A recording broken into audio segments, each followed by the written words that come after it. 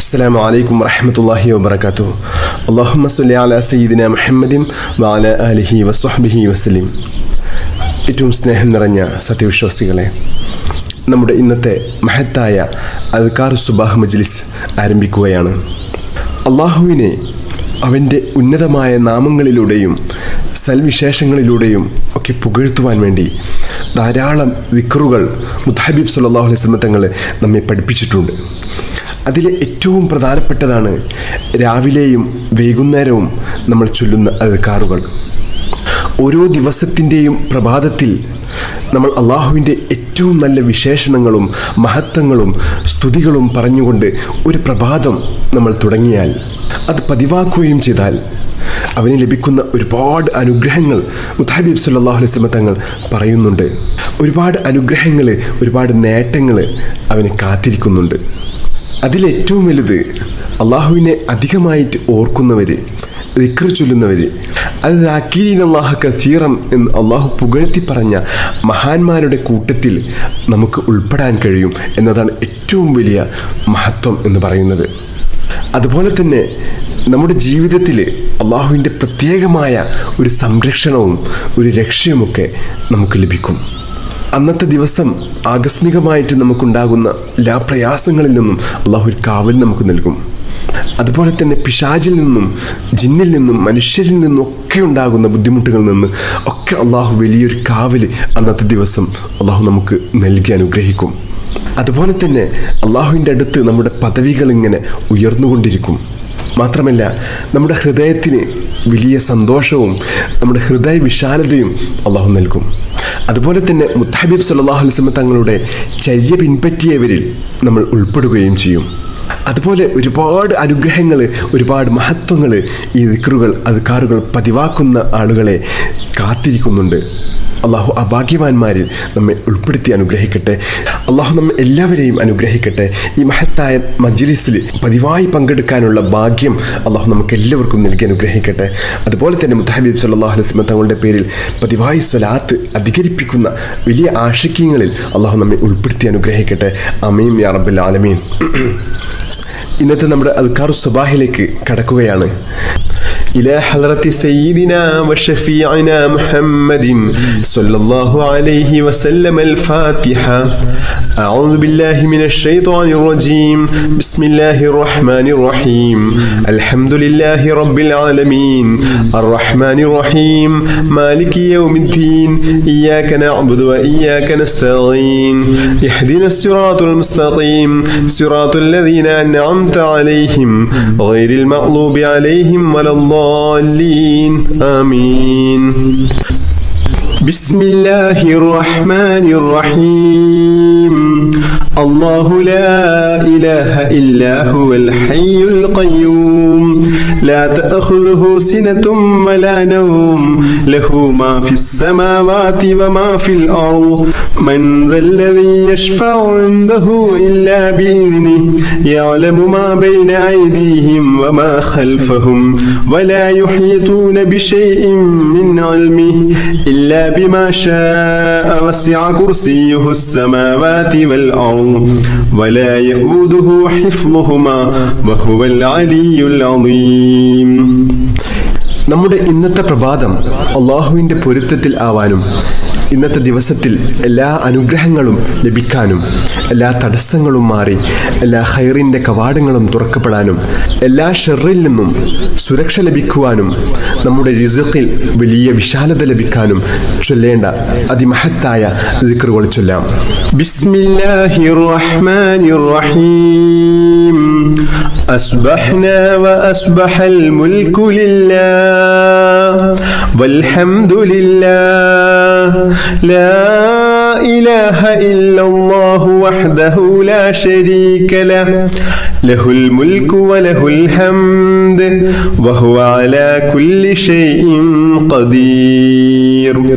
رب أسألك خير ما في هذا اليوم وخير ما بعده وأعوذ بك من شر ما في هذا اليوم وشر ما بعده رب أعوذ بك من الكسل وسوء الكبر رب أعوذ بك من عذاب في النار وعذاب في القبر اللهم بك أصبحنا وبك أمسينا وبك نحيا وبك نموت وإليك المصير أصبحنا على فطرة الإسلام وعلى كلمة الإخلاص وعلى دين نبينا محمد صلى الله عليه وسلم وعلى ملة أبينا إبراهيم عليه السلام حنيفا وما كان من المشركين. നമുക്കും നമ്മുടെ മക്കൾക്കൊക്കെ നല്ല ഉപകാരപ്രദമായിട്ടുള്ള അറിവ് ലഭിക്കാനും അതുപോലെ തന്നെ നമ്മുടെ ഉപജീവന മാർഗത്തിൽ, നമ്മുടെ ജോലിയിൽ, നമ്മുടെ കച്ചവടത്തിൽ ഒക്കെ വലിയ ബർക്കത്തുണ്ടാവാനും വലിയ അഭിവൃദ്ധി ഉണ്ടാവാനും ഒക്കെ മുത്തഹബീബ് സല്ലല്ലാഹു അലൈഹി വസല്ലം തങ്ങൾ നമുക്ക് പഠിപ്പിച്ചു തന്ന അതിമഹത്തായ ഒരു ദുആയാണ് നമ്മൾ ചൊല്ലുന്നത്. ഈ ദുആ നമ്മുടെ മക്കൾക്ക് ദിവസവും ഈ ദുആ ചെയ്യിപ്പിക്കുന്നത് വളരെ നല്ലതാണ്. കുട്ടികൾക്ക് നല്ല ഓർമ്മശക്തിയും ബുദ്ധിയും നല്ല അറിവും ഉണ്ടാവാനൊക്കെ ഏറ്റവും നല്ലതാണ് ഈ ദുആ. നമ്മൾ ഈ ദുആ ചെയ്യുകയാണ്.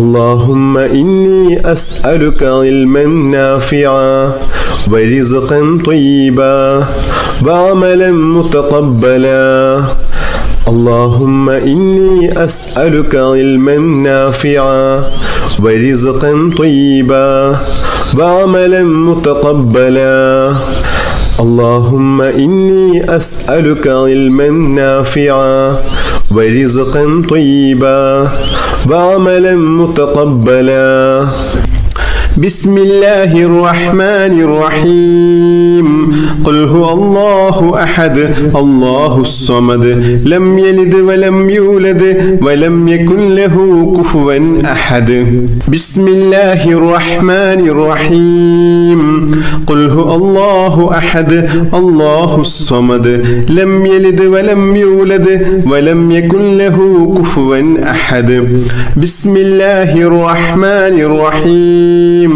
قل هو الله أحد الله الصمد لم يلد ولم يولد ولم يكن له كفوا أحد بسم الله الرحمن الرحيم قل أعوذ برب الفلق من شر ما خلق ومن شر غاسق إذا وقب ومن شر النفاثات في العقد ومن شر حاسد إذا حسد بسم الله الرحمن الرحيم قل أعوذ برب الفلق من شر ما خلق ومن شر غاسق إذا وقب ومن شر النفاثات في العقد ومن شر حاسد إذا حسد بسم الله الرحمن الرحيم قل أعوذ برب الفلق من شر ما خلق ومن شر غاسق إذا وقب ومن شر النفاثات في العقد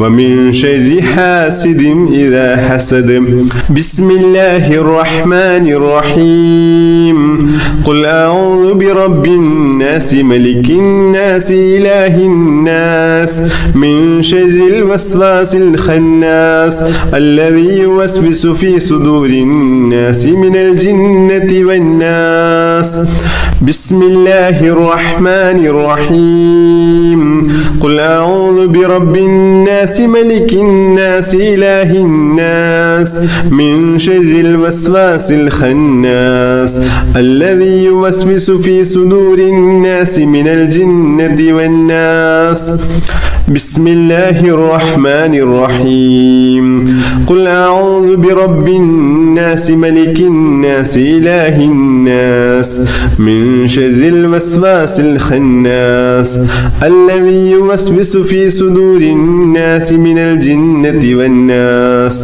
بسم الله الرحمن الرحيم اللهم إني ظلمت نفسي ظلما كثيرا ولا يغفر الذنوب إلا أنت فاغفر لي مغفرة من عندك وارحمني إنك إنك أنت الغفور الرحيم اللهم إني ظلمت نفسي ظلما كثيرا ولا يغفر الذنوب إلا أنت فاغفر لي مغفرة من عندك وارحمني إنك أنت الغفور الرحيم اللهم إني ظلمت نفسي ظلما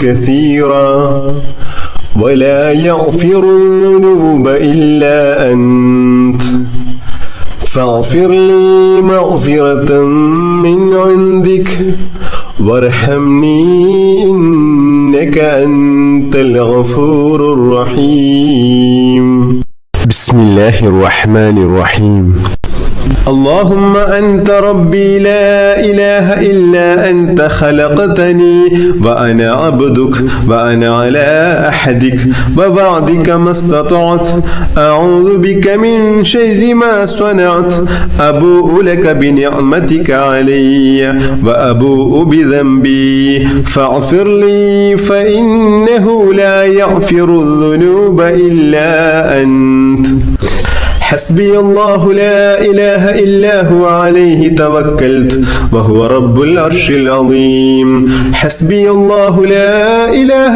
إلا هو عليه توكلت وهو رب العرش العظيم حسبي الله لا إله إلا هو عليه توكلت وهو رب العرش العظيم حسبي الله لا إله إلا هو عليه توكلت وهو رب العرش العظيم حسبي الله لا إله إلا هو عليه توكلت وهو رب العرش العظيم حسبي الله لا إله إلا هو عليه توكلت وهو رب العرش العظيم حسبي الله لا إله إلا هو عليه توكلت وهو رب العرش العظيم കടക്കണിയിൽ കുടുങ്ങിക്കിടക്കുന്ന ആളുകളെ, സാമ്പത്തിക ബുദ്ധിമുട്ട് അനുഭവിക്കുന്ന ആളുകൾക്കൊക്കെ ഏറ്റവും വലിയൊരു പരിഹാരമാണ് ഈ മഹത്തായ ദുആ. اللهم يا غني يا حميد أغننا بحلالك عن حرامك وبطاعتك عن معصيتك وبفضلك وجودك وكرمك عمن سواك اللهم يا غني يا حميد أغننا بحلالك عن حرامك وبطاعتك عن معصيتك وبفضلك وجودك وكرمك عمن سواك اللهم يا غني يا حميد أغننا بحلالك عن حرامك وبطاعتك عن معصيتك وبفضلك وجودك وكرمك عمن سواك بسم الله الرحمن الرحيم اللهم صل على سيدنا محمد وعلى آله وصحبه وسلم اللهم صل على سيدنا محمد وعلى آله وصحبه وسلم اللهم صل على سيدنا محمد وعلى آله وصحبه وسلم اللهم صل على سيدنا محمد وعلى آله وصحبه وسلم اللهم صل على سيدنا محمد وعلى آله وصحبه وسلم اللهم صل على سيدنا محمد وعلى آله وصحبه وسلم اللهم صل على سيدنا محمد وعلى آله وصحبه وسلم اللهم صل على سيدنا محمد وعلى آله وصحبه وسلم اللهم صل